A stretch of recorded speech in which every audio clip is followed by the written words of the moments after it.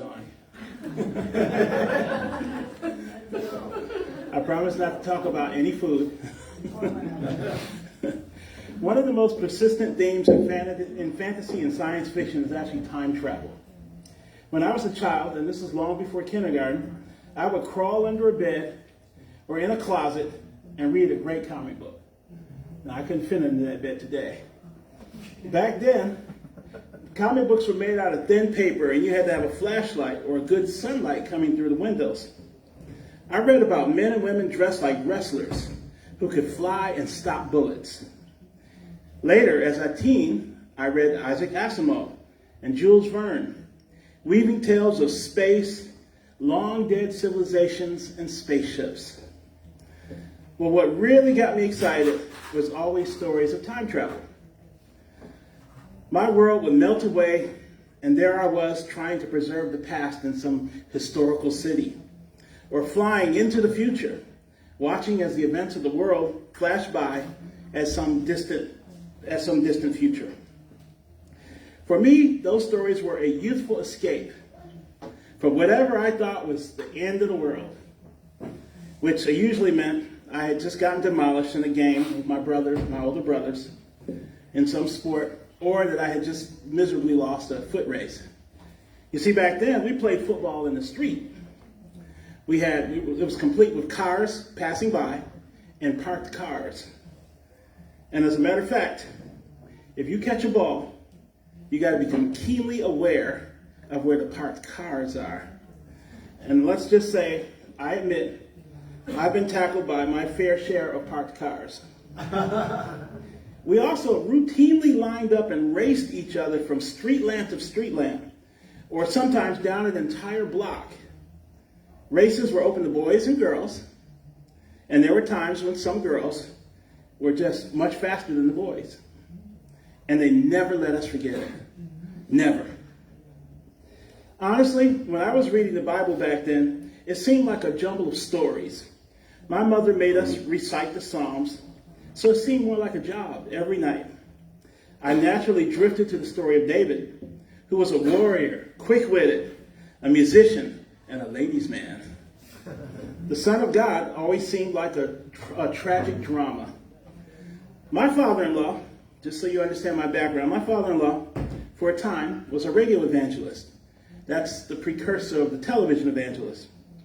He had a tour bus, and his choir must have traveled all over the region, bringing a firebrand preaching mixed with soaring vocals and powerful solo gospel music. I still like gospel music today, but I'm just highly selective. When I was young, this preacher, this radio televangelist, would beat me. He would beat me whenever he said he thought that I thought about doing something bad, but he also beat me when I really did do something bad, so I guess it was kind of balanced. I did not grow up learning about Yeshua. I did not learn about Yeshua in seminary. Listen carefully. I learned the story of a man who did not exist and who was superimposed over the Holy Bible. I won't mention his name. That may come as a surprise to some of you. It's that same man whom the Roman Catholics taught and the Protestant churches pushed up. He was just a lovey-dovey man, quick to cry, who loved everybody. He went around with the gang being antisocial, like the current commercials preach. That's not the man. Christmas and Easter, well, these are not from the Torah either. They're not from the Father. I hope I'm not affecting anyone here. These are counterfeit distractions. I ask you, where is jolly old Saint Nick and the Easter Bunny in the scriptures? It's not there. Our Elohim made clear his holy days, and he affirmed them over and over again. Yeshua was a Jewish rabbi, more orthodox than the most orthodox Jews of today. He came to his people, the children of Israel, and he trained men and women to go out and seek the lost sheep of the fold of Israel. He was not skin and bones like a beggar, drifting from house to house, looking for a meal, just like the man in the statues. He was actually a warrior king who came in the name of his father. He was imbued with power, and he never exercised power out of ego, not once.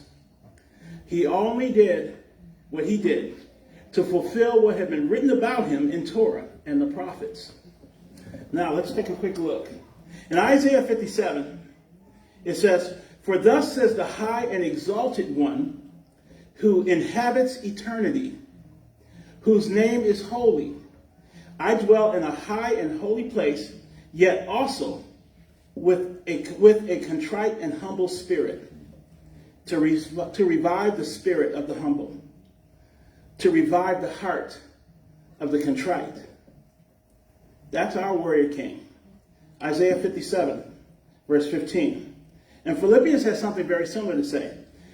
"Who, though existing in the form of God, did not consider himself being equal to God, a thing to be grasped. But he emptied himself, taking on the form of a slave, becoming the likeness of a man, and being found in appearance as a man. He humbled himself, becoming obedient to the point of death, even death on a cross. For this reason, God highly exalted him and gave him the name that is above every name, that at the name of Yeshua every knee should bow in heaven and on earth and under the earth, and every tongue confess that Yeshua the Messiah is Lord, to the glory of God the Father." Philippians 2, 6, 11. Philippians and Isaiah testify who the warrior king is. This is our warrior king. Not the one you see hanging on the stick with his bones exposed. He is the one who existed in the form of God and who lowered himself to walk among the brokenhearted as a man among his brothers. When he opened my eyes a few years back, when he removed my blindness, the Holy Bible became far greater than the stories of men. The Holy Scriptures are far greater than the fantasy stories of Superman. The Holy Scriptures are a true living time machine capable of revealing future events. Tell me this. Many of you are wise out there. Tell me, who predicted the nation of Israel would be reestablished in 1948? The answer is no one living. Both Christians and Jews alike were astounded. Yet, David, from the beginning of his reign, foresaw a time centuries ahead of him, and he spoke about it in Psalm 102. I won't read that for you. Just remember Psalm 102, 12 through 22. Is that a coincidence? How could David do that? How is it possible? Because the Torah is a time machine. In the Holy Scriptures, you can travel to an ancient world and get sand in your toes with Abraham and Sarah. And you can travel to the far future and see the restoration of the whole earth. The prophets of old speak of events, and they use keywords like "on that day." So let's look at that. On this day, when we rededicate our lives to serving the greatest king of history, yesterday, today, and tomorrow, let's take a quick glimpse through the pages of a living time machine. "And it will come to pass in the last days that the mountain of Adonai's house will stand firm as the head of the mountains and will be exalted above the hills. So all nations will flow into it. Then many peoples will go and say, 'Come, let us go up to the mountain of Adonai, to the house of the God of Jacob. Then he will teach his ways, and we will walk in his paths.'" Now here, most of us have heard that scripture, and most of us will recite the following scripture. Every time we recite this prayer before reading the Torah, I wonder how many of you realize it's a prophecy of the future that's going to take place. "For the Torah will go forth from Zion, and the word of Adonai from Jerusalem. He will judge between the nations and decide for many peoples." And here's the rest of that. "They will beat their swords into plowshares and their spears into pruning knives. Nation will not lift up sword against nation, nor will they learn war anymore. And then the phrase that we all know, come house of Jacob, let us walk in the light of Adonai. That's in Isaiah. Isaiah 2, verses 2 through 5. You see, we say that every week, but we only say it in part. Today I wanted you to hear the rest of it in context. Going forward, in that day, 5 cities in the land of Egypt will speak the language of Canaan, swearing allegiance to Adonai Sabaoth. One used to be called the city of the sun. That's a clue for those of us who are inquisitive. In that day, there will be an altar to Adonai in the middle of the land of Egypt. Picture Egypt today. A pillar, an altar in the middle of the land of Egypt. And next to the border, a pillar to Adonai. It will be as a sign and a witness to Adonai Sabaoth in the land of Egypt. For they will cry to Adonai because of oppressors, and he will send them a savior and defender, and he will deliver them. So Adonai will make himself known to Egypt, and the Egyptians will know Adonai in that day. They will worship with sacrifice and offering. They will vow to Adonai and fulfill it. Isaiah 19, 18 through 21. We all know Egypt is a Muslim country right now. This will be fulfilled. The warrior king will establish an everlasting kingdom. But he will do much more than a normal, ordinary human king has ever done. You see, superheroes that we all have grown up with and love and watch and spend billions of dollars to go watching the movies, they can defeat the bad guys and they can leave whole cities in waste. But Yeshua, the warrior king, will actually restore the earth. Look at this. Ezekiel 47. I love this passage. He says, have you seen this, son of man? Then he brought me back to the brink of the river, to the bank of the river.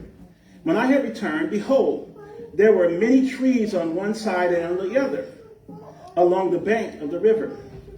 Then he said to me, these waters go out toward the eastern region. They go down to the Arabah and enter the sea. When they arrive at the sea, the waters of the sea will flow and will become fresh. Keep in mind what's going on in the Mediterranean right now and in the Indian Sea. Ships with wreck, oil spills. Their place is becoming uninhabitable for fish life. Now, getting back to Ezekiel, it will be that every living creature that swarms will live wherever the rivers go. There will be a great multitude of fish, because this water goes there and makes the salt water fresh. I don't know if you realize it. He is saying that the seas will be made brand new by a stream that trickles from his altar here on this earth. So everything will be healed and live wherever the river goes. Continuing. Fishermen will stand by it, from En-Gedi to En-Galim. Now, what that is, if you're not familiar with that, is the Dead Sea. So fishermen will stand by the Dead Sea. It will be a place for spreading of nets. Right now, you can go out and walk on the Dead Sea.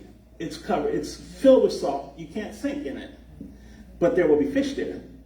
It will be a place for spreading of nets. Their fish will be of many different kinds, like the fish of the great sea, a huge quantity. Its swamps and marshes will not become fresh.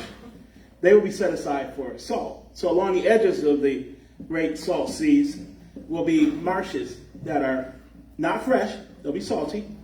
But from there will flow onto the river. So on the river, on its banks, on this side and that side, will grow every kind of tree for food. Its leaf will not wither. Its fruit will not fail. It will bear new fruit every month, because its water flows out from the sanctuary. Its fruit will be good for food, and its leaf will be for healing. Every nation on earth will be trying to get to Israel. To fish, perhaps, but also for healing. Today, Egypt is a Muslim nation, and so is Iraq and Iran. the old Persia. And they're locked in mortal combat with each other.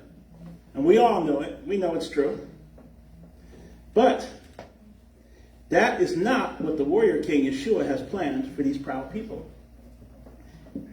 Again, in that day, there will be a highway from Egypt to Assyria, and Assyrians will come to Egypt, and the Egyptians to Assyria, and the Egyptians will worship with the Assyrians.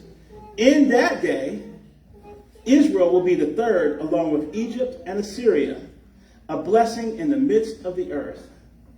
Isaiah 19, a complete redevelopment of what we call the Middle East, Iraq, Iran, India, Israel, Egypt, North Africa, a complete rebuilding. This is only a glimpse of the world of tomorrow. Just remember that phrase on that day.